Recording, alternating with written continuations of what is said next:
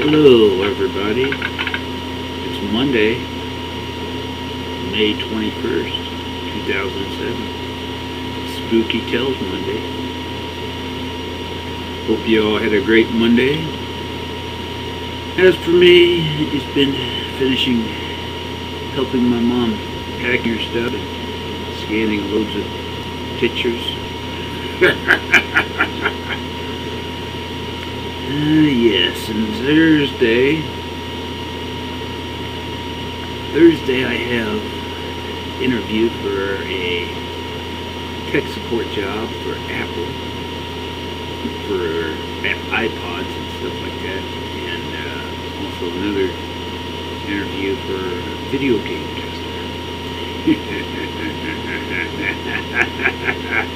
Yes.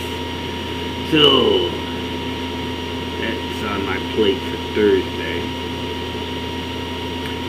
And let's see. Found some really old pictures of myself when I was just a few months old.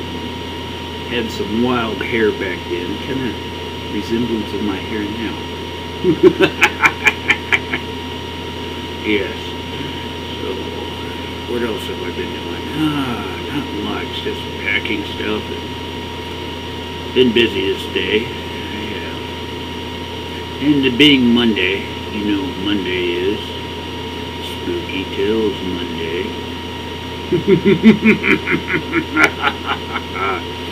And this week, Spooky Tales will be from the great state of Kentucky. In our first stop on our spooky adventure, we stop at Warville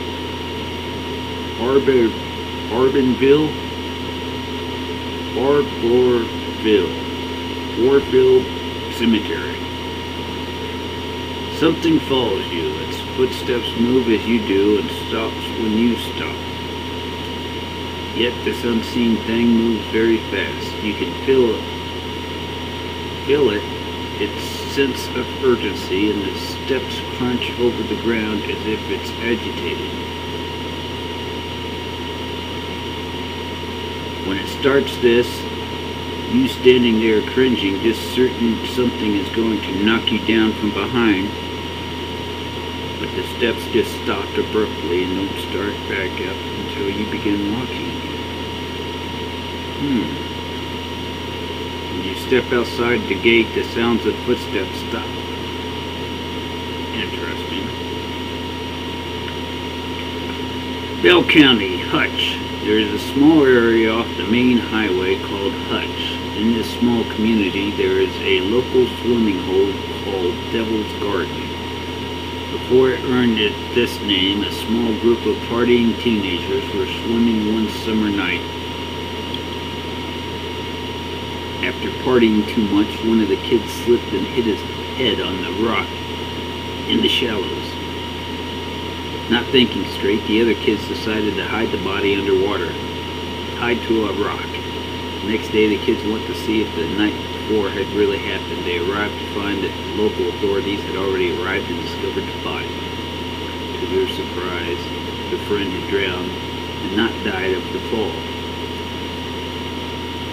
They lived with the secret for over 15 years until they each started disappearing mysteriously. The remaining two confessed and were sentenced to 10 years in prison. Now every full moon, the moon's reflection casts a skull-like image on the water's surface. Sounds like a spooky movie I've seen before. I know what you did last summer in Bell County. And then we stop off in the Boyle area of Kentucky. Perryville Battlefield. Sightings of a soldier walking the battlefield at night reported to be seen by local police. Interesting. And then we go to Campbellsville, Taylor County, them in our estates. In the Civil War days, the Confederate soldiers took the war prisoners to this house for execution. They were murdered and hung in the barn behind the house. As the legend goes, There are extreme temperature changes in the house. Also, the screams can be heard at night by people that walk down the road. On some occasions, people have been known to see blood drip from the rafters of the old barn. The entire property is haunted and not many people dare to cross its boundaries. If you do, there is no telling what could happen. It seems as though people that go across its lines have been tortured in the future, as in their dreams and everyday life. It will be a life-changing experience. Now we move to Frankfort, Kentucky, Liberty Hall. Lady Grey haunts this building along with a ghostly Indian and soldier.